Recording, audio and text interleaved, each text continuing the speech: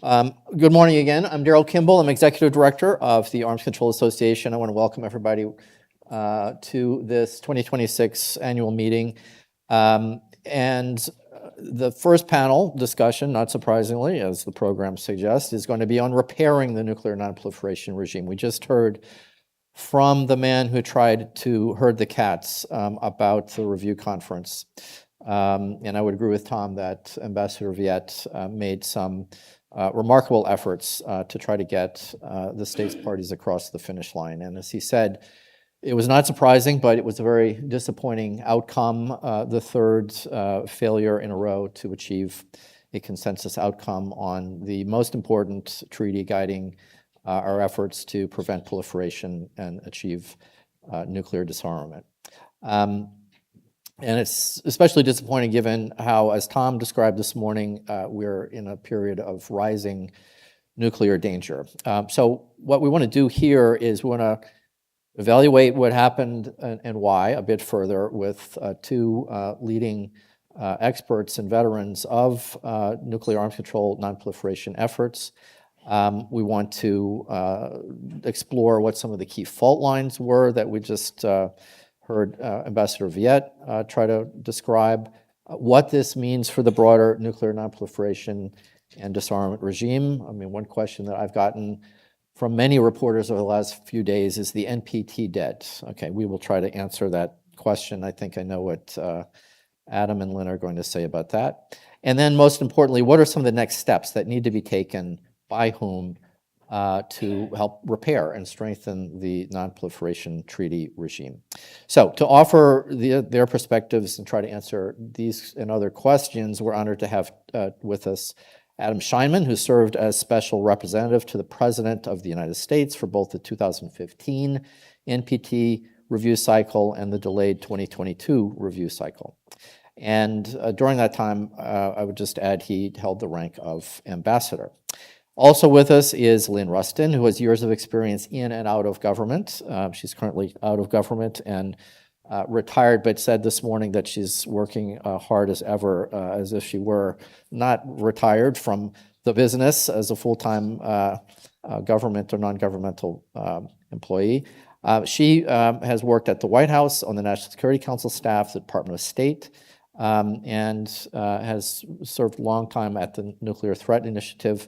And I'm very pleased to note that she was elected earlier this year to serve on the Arms Control Association Board of Directors. So we've asked each of them to share their take on these and other questions. After we hear from Adam and Lynn, we will take, again, your questions via the note cards on your tables. Pass those up as you are inspired to do so. So with that, thank you, Adam, for being with us and sharing your perspectives on the subject. Okay, well, thanks very much, Daryl, Tom.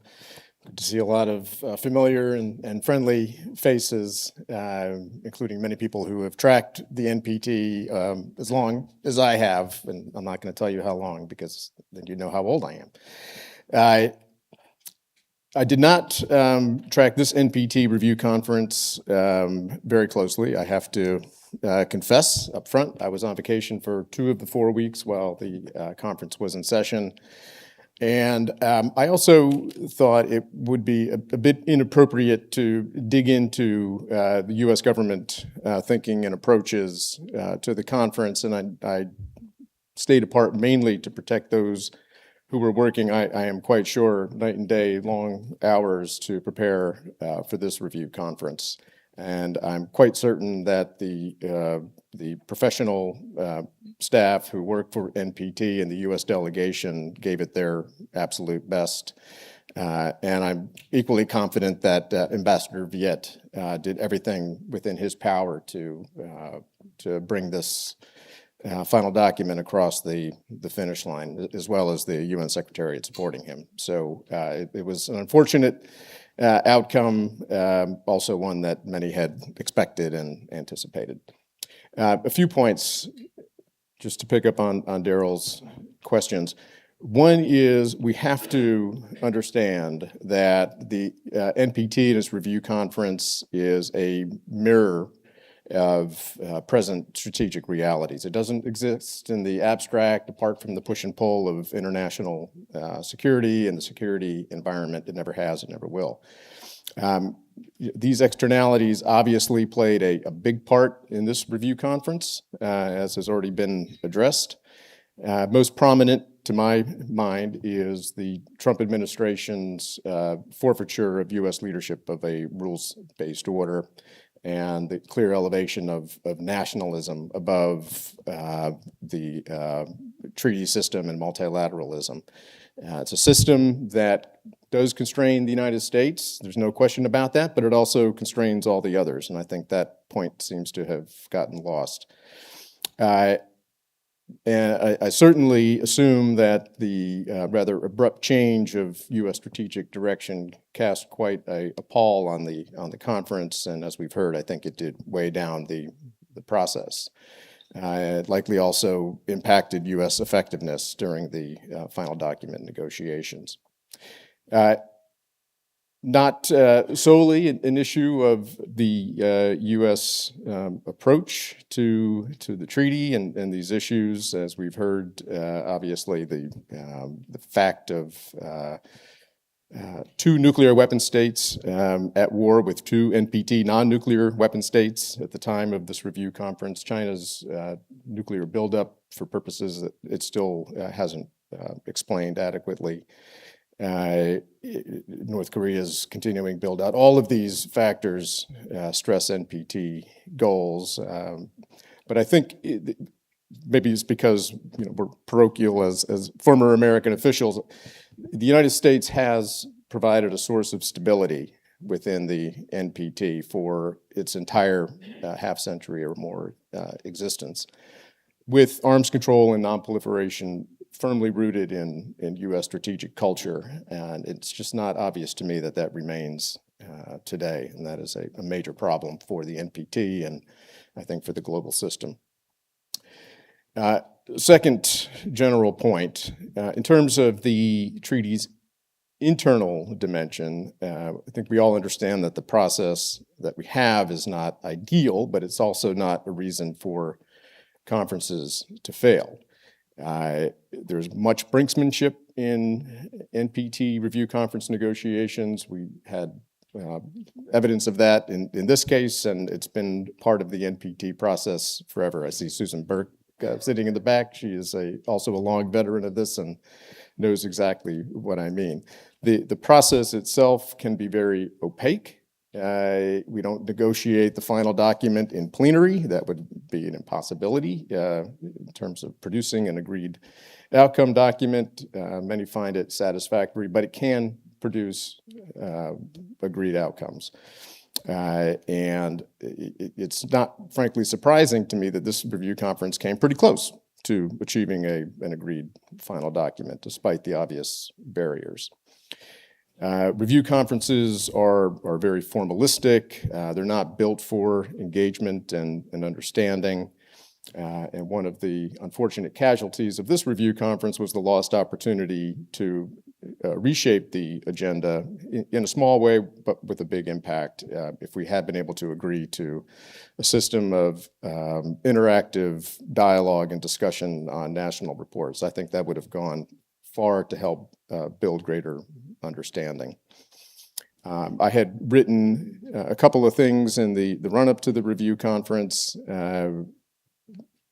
understanding that the United States was probably not in a position to help command consensus in the end, and that it would be important for a group of non-nuclear weapon states called movers to help move the negotiation from the P5 versus the rest into a process in which more states could, I think, have say or control in the outcome. It's not clear to me that that kind of movers group emerged in this case. We've had bridge building groups in the past. In 1995, I think they played a pretty critical role in achieving the indefinite extension decision. It would have been helpful to have a group like that present at this NPT. But those who were tracking the conference more closely than I could tell me whether there was an effort at that. Third point, where do we go from here? just speaking broadly, it seems quite clear to me that the treaty system must do or produce a few outcomes. One is we cannot lose Iran as a member of the NPT. Having looked very briefly at the bracketed paragraph 15 concerning Iran, it was pretty clear to me that that language was a non-starter. I suspect that the United States insisted on the final clause in that paragraph, which I think did help bring this review conference down. So we must not lose Iran for obvious reasons of non-proliferation in the Middle East, as well as regional security opportunities. We must uphold U.S. alliances. This both, I think, are strategic imperatives if the non-proliferation central purpose of promoting both non-proliferation and progress toward nuclear disarmament is to be sustained. We must find a way to align arms control and geopolitics. There may be opportunities down the road that aren't present today. Eventually, the war will wind down in Europe.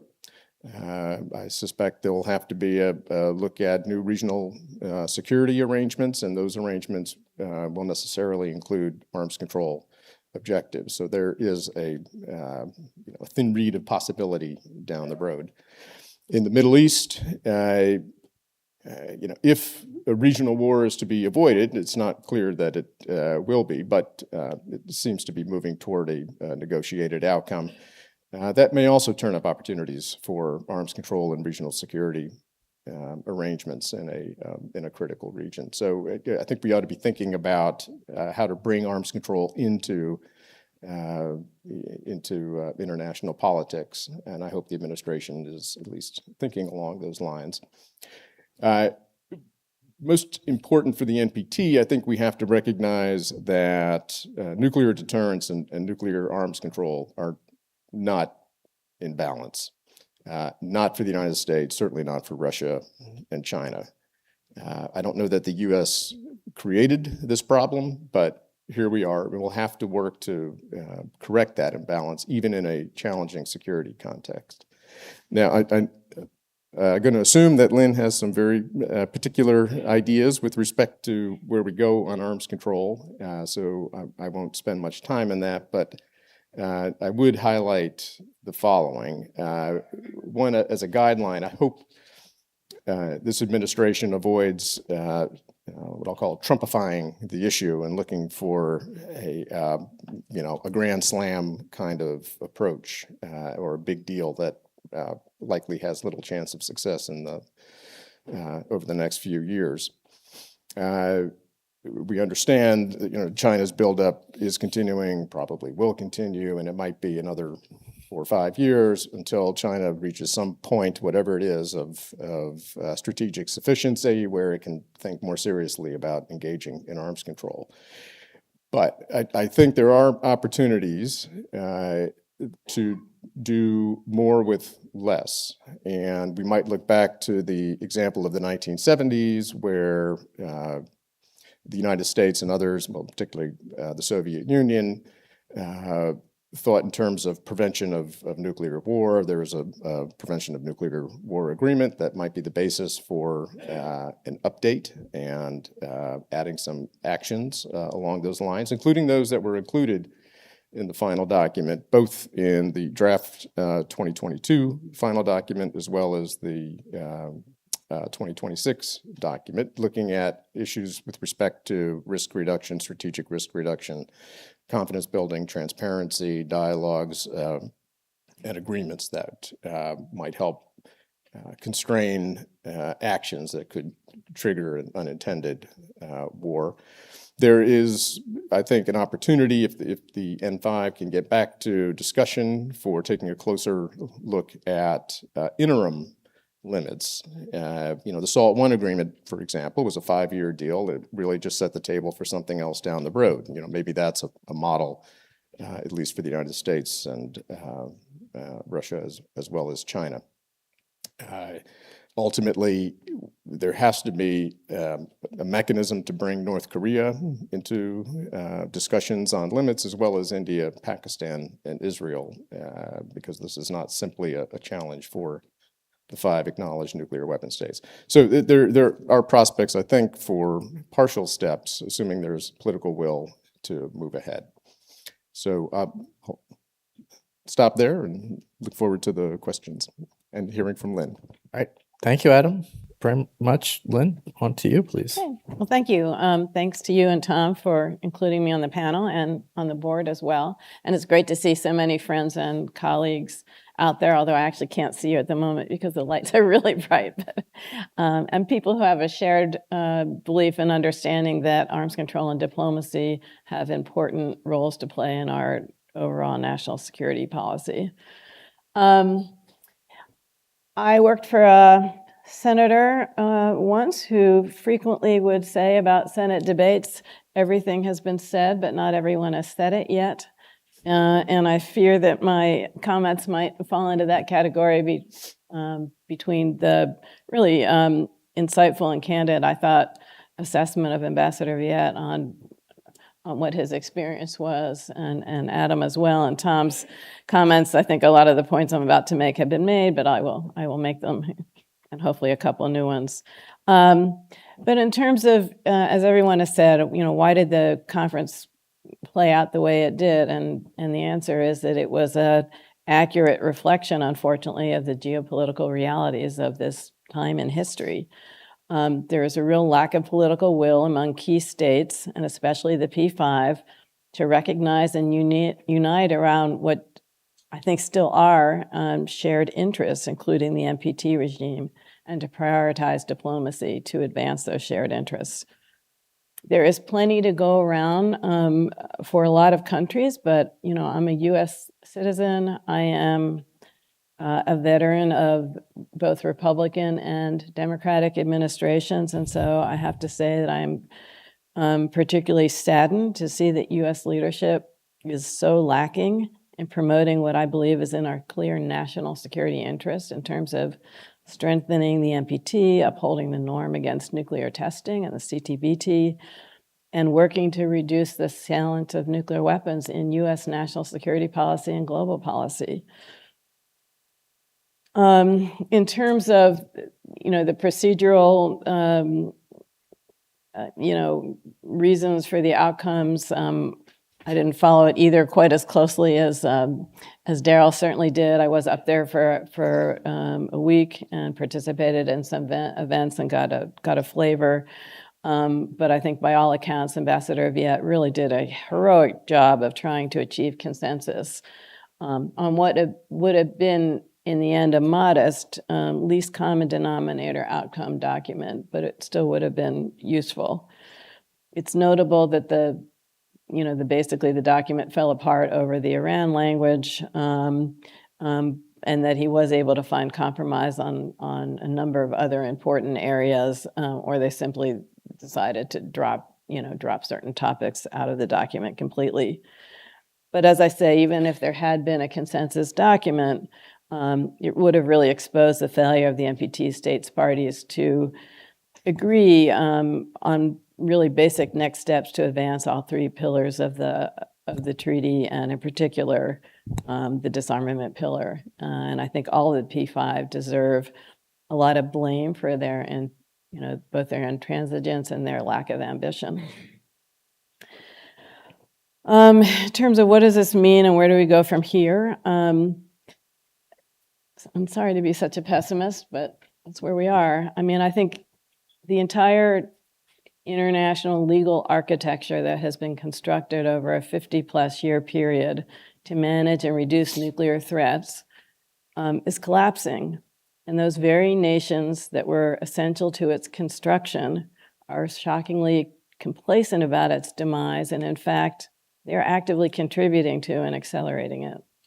So that is where we are today. And so what we need first and foremost is kind of a revival of the recognition that states have an existential mutual interest in managing and reducing nuclear threats, and that can't be accomplished solely through deterrence and defense. It also requires diplomacy and some measure of cooperative security, even with nations that we have fundamental disagreements with.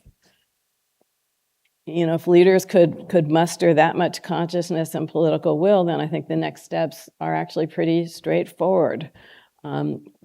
As the ambassador said, return to sustained, dialogue over these issues, return to a process of mutual binding restraints on nuclear arsenals, first and foremost between the United States and Russia, eventually extending to others, including China, upholding the moratorium,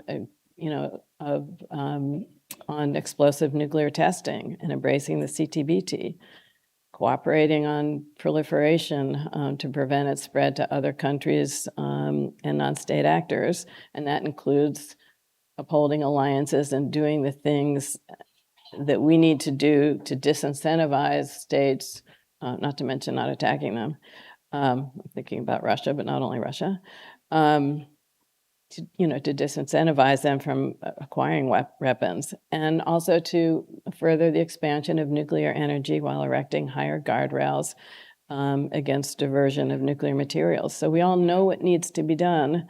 We just need leaders with the vision and political will to do it, and publics to put the pressure on those leaders to kind of turn the trajectory around from where we're headed right now. So I'll stop there and we can get into details All right. in the discussion. So we are where we are, and it's a difficult place, but we need to move ahead. I would invite everybody who has a comment, a question, to write it down, forward it to one of my colleagues on the left or right of the stage. We will try to take and deal with as many as we can. Let me start out with a couple of questions for each of you.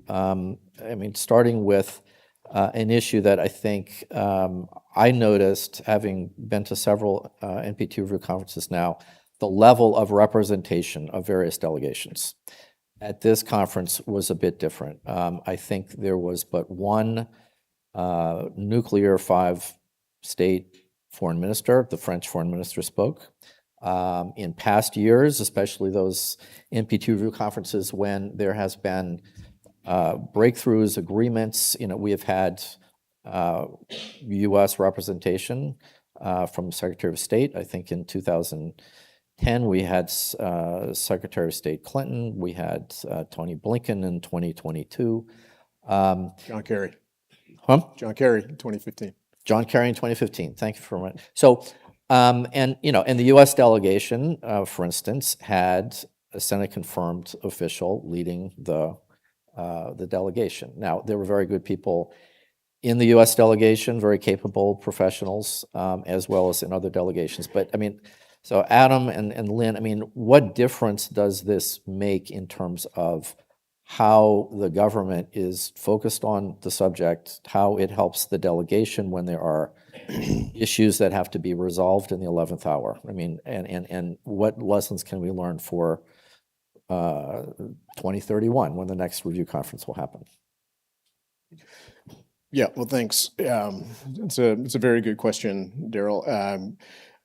I'd say the fact of engaging a Secretary of State or a foreign minister level individual to review conferences is somewhat unusual. It's not the norm for most states, but as Tom, Mark, Susan, and others know, not only did we do our internal work to ensure that the issue was high on the agenda of the United States, but there was a very significant internal process and run at a high level within the U.S. government to prepare for the negotiations and to outline U.S.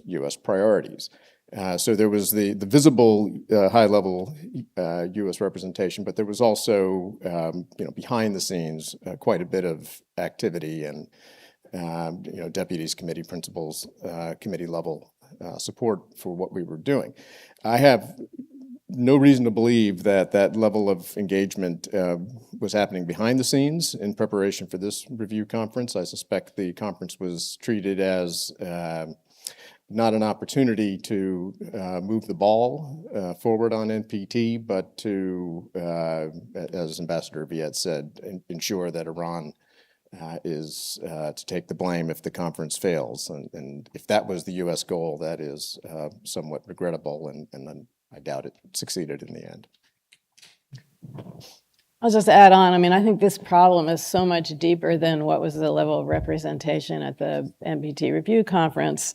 And this is not just a Trump administration problem. I would say the Obama administration was the last administration that really prioritized these issues. And by these issues, I mean the whole set of arms control and nonproliferation and nuclear threat reduction. When you think about every major nuclear agreement that's been advanced over the last 50 years, there has been, presidential level focus and priority, and that's communicated through the government. High engagement from the relevant Secretary of State and that kind of thing. And we are just not seeing that. And I think, I'll give to not just to talk about the Biden administration. I was really disappointed. I remember when Secretary Blinken gave his address in the early months about what were the State Department priorities. This issue set did not make that list. And I think that was indicative. I mean, obviously the policies were more positive, but for this issue set. But again, there just hasn't been that high level focus, and that's what we're really missing. And so this need for a sustained dialogue, I mean, partly that comes when there's clear, direction from the top of the government that these issues are important and the government is expected to, focus on them. Yep. No, I would agree. I was just speaking with one of our members today about the question. It's one of the questions we have here from the audience. Even how can we, how can the review conference be an opportunity to engage the public? How can the public put pressure on the government, U.S. government? I mean, one of the challenges is simply that the nuclear weapons policy issues are driven from the top, and presidential leadership is important in positive and negative ways every time. I mean, that is something that's historically the case. Let me turn to a couple of questions we have from the audience. One is about how should NPT review conferences deal with regional issues. This was an issue that Ambassador Viet brought up as something that we need to kind of rethink with regard to future conferences. The last three have, arguably not reached a consensus outcome because of regional issues. The Middle East zone in 2015, Russia's war in Ukraine in 2022, the U.S.-Israel-Iran war this time around. So, I mean, the question for both of you as practitioners, I mean, can conflicts that, yes, touch upon NPT issues but are essentially bilateral be resolved in a multilateral context? I mean, how else can the review conference be engineered, or how can states behave a little differently so as to note the importance of compliance with treaty obligations, but to avoid that kind of name-calling that has, brought down at least the last couple of conferences, I would argue. I mean, what techniques could be used? What procedural adjustments or what attitudinal adjustments do states parties need to make to avoid similar problems in the future? Well, it's a tough question, and it's tough because I can't think of a lot that an NPT review conference and the NPT review process can do to address regional security and proliferation problems. The issue in the Middle East is one that Israel and the Arab states and Iran will have to manage when they're ready to manage it. Protestations from an NPT review, hortatory language, frankly, will have no effect. I mean, I wish it were different, but that's the fact. And It's true in South Asia, it's true in Northeast Asia with respect to North Korea. And I think we've understood this for years and years. And it was for that reason that the United States, even back in the mid-1990s, pushed CTBT and Fissile Material Cutoff Treaty, and of course engaged in negotiations with North Korea a couple of times. It was out of recognition, but that the best way to bring a global approach to regional problems would be through those specific agreements. India, Pakistan, Israel, North Korea now out of the treaty. There's little responsibility they feel toward the NPT, and I think we have to look for solutions outside of the treaty. That was the case 30 years ago, and I think it remains the case today. Any thoughts? I have nothing to add. I mean, I would just note that I think Ambassador Viet's strategy at this meeting was admirable. Tom Countryman and I had some discussions with him ahead of time. He clearly executed this philosophy. He wanted to focus states on the principles and the obligations they have, rather than adding paragraphs to the conference, final conference document that named countries, because that's a sure bet. So, but not all states parties were on board that strategy, obviously. So that's one observation. So we had a particular question. I think this is for Adam. In 2022, you said, according to the person asking this question, that Russia had an enduring interest in not seeing any new nuclear weapon states. Is that still your assessment? Is that still your assessment, Lynn? I mean, is Russia, I guess the question, is Russia still strongly supportive of the NPT? Russia was one of the founding mothers and fathers of this treaty, along with the U.S. and a few others. Yes, I think Russia likely sees little strategic benefit in having more proliferation in the world, and it's proliferation that's likely to be closer to Russian borders than to U.S. borders. Not that we care less, obviously, we care very much about it. At the same time, the current strategic direction of Russia, in which everything is subordinated to its military ambitions in Europe and Ukraine, probably has a destabilizing effect on their thinking about these issues. But I think at root, Russia is and will remain a strong proponent of nonproliferation. Yeah, I strongly agree with that, and I think that definitely includes its view toward Iran. And I would also take more seriously if it's making offers to be constructive in terms of repatriating the HEU. I would take that more seriously than maybe it's being taken. But again, it's this problem at the moment. I mean, there's this shared mutual interest. And also, I will say I was more worried than I am now about what the attitude of the Trump administration was going to be toward friendly proliferation. And they did seem to me to have pretty firm language against that at this review conference and elsewhere. So that's encouraging. So I think it's an area where there is mutual interest. And if we could get back to prioritizing our ability to work together on that, that would be positive. I'm sure one prerequisite will be some kind of cessation of hostilities in Ukraine before we can get back to some of that. One of the other questions, or actually several of the questions we have, relate to Article 6 and what this conference tells us about the nuclear weapon states parties' commitment to the Article 6 obligations, which, for those of you who don't remember, in Article 6, it is to engage in good faith negotiations to end the arms race and on disarmament and on general and complete disarmament. So, I mean, we heard a question to Ambassador Viet about his urging of the Nuclear Five to follow through on the language in the paragraphs in the final conference document that called upon them to engage in dialogue on risk reduction.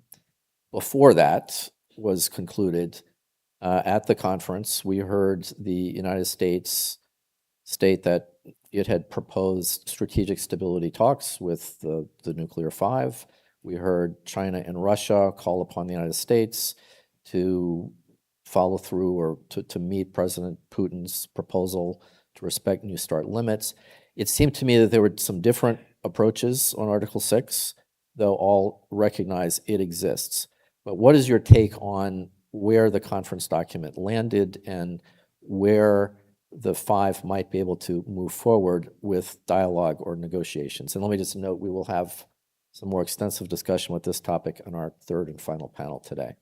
But Adam, your thoughts, Lynn, your thoughts Let's give Lynn on how the first. P5 handled their the pressure to follow through on Article 6. Yeah, well, you followed the actual negotiation of text more closely than I did. But I'm so I asking you won't- the question, Lynn. Yeah, no, I know, but I'm not going to comment on exactly where the language. I think in terms of the real world of what comes next. I mean, I do think there's an opportunity to get back to the table with Russia. I think the door's open and it's genuine. That doesn't mean we can get to an agreement. It's not clear to me at all. I know that the multilateral offer suggestion has been made. I just don't know how much beef content, real work is behind what's being proposed. And I don't think there's a there on trying to immediately go to a trilateral arms control negotiation with China. So if that's all that we're prepared to do, I'm not optimistic. But I think there's an opportunity to do some kind of a limitation agreement with Russia. At some point, maybe after there's a cessation of hostilities, I think there's an opportunity to make better use of the P5 process. And I do think France has some ambition, as I understand it, when they take leadership. And interestingly, they've got 5 priorities. I'm not sure what they all are, but they told me their first priority is CTBT and the testing moratorium. And that's obviously out, even aside from the P5, and there is an opportunity and a necessity, I would say, for the United States, China, and Russia to try to civilly discuss their concerns about activities at each other's test sites, to try to reset on a commitment, a mutual commitment on zero yield testing moratorium, and to try to solidify everyone's commitment to that. Because I do think if any of those states returns to explosive nuclear testing, there will be a cascade and it'll be devastating to the NPT regime. Yeah. All right, we're running short on time before we take a break before the next segment, but let me end with a couple of questions for each of you, which are not easy, but they're coming from the audience and it's on everybody's minds. So a couple of questions relate to, what can civil society do going forward with respect to the multiple challenges that we've laid out here. The person who's asking this question suggests, should we develop bite-sized proposals that the United States government might promote, sponsor track 2 dialogues, train or inspire the next generation, build up the grassroots, make more exciting movies. That's always good. Or develop new concepts for how the P5 move forward on disarmament, or all of the above. I mean, what are your thoughts, your advice to your friends, colleagues out in the audience and beyond? Vote. That whole list is good, but we need more political leaders at every level of our government who are seized with these issues and want to advocate for policies that restrain nuclear, weapons, that support diplomacy agreements because they advance our national security, not because we're doing anybody a favor. And so we need to be electing people who have those views and pressuring. Mm-hmm. Your thoughts? So I'll just say, I think there'll be a change of leadership in one or both houses. And it shouldn't be a partisan issue, but I think that will open up the door to have more debate in Congress and maybe more focus on these issues. Yeah, I was going to go in the same direction. I think a focus on the U.S. Congress would be a sensible way to look at this. Congress, notwithstanding the committees that have some oversight responsibility over nuclear weapons and defense, or the State Department budget, Congress has not been focused on arms control for a long time now. Lynn used to work for a member who probably did spend more time thinking about it, but I think the deficit is absolutely huge, and public campaigning is one way to get members of Congress to understand what the letters NPT actually refer to, and even better understand what the obligations under the treaty are and why it matters so much to U.S. security. And then just to tie back, Daryl, to your previous question about advancing Article 6, there's a tendency to treat Article 6 in terms, particularly when we're talking about public advocacy, thinking about Article 6 in terms of the final achievement of nuclear disarmament, and less so about the stricture on avoiding and ending nuclear arms racing. I think as a community, probably would do better to focus on the cessation of the arms race element rather than try to gin up support for U.S. nuclear disarmament or global disarmament. There's a greater risk of a arms race resuming, notwithstanding that in 2015 we had negotiated a document with the P5 which stipulated that the arms race was over and we weren't going to resume it. Well, that doesn't look like it's held up too well. Lynn mentioned the nuclear testing and moratorium issue. I think that would be a perfect place for public interest and public efforts to focus, because a resumption of U.S. nuclear testing, if that's where this leads, of course, presents the risks of possible harms to Americans. So maybe it could, be brought home this way. Well, and interesting, that is one issue, maybe the only issue that still seems to galvanize public interest and attention. There is a lot of opposition to nuclear testing, including in the great state of Nevada. Indeed.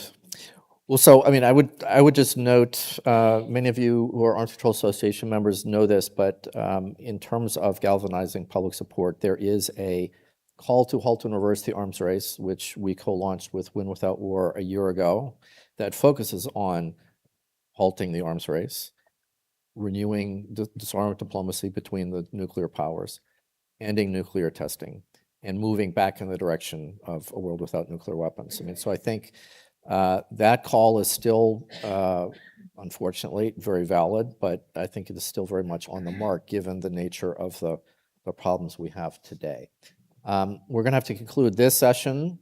I would just note that in the latest issue of Arms Control Today, which our wonderful team has once again pulled together and put online just last night, we have a collection of reflections and analysis on the NPT review conference that are worth looking at, as well as our news report about what happened in New York. So please take a look at that online. We are going to be reconvening at 11 o'clock, but we're going to be taking a quick break for you all and for our technical team. But first, please join me in thanking Adam and Lynn.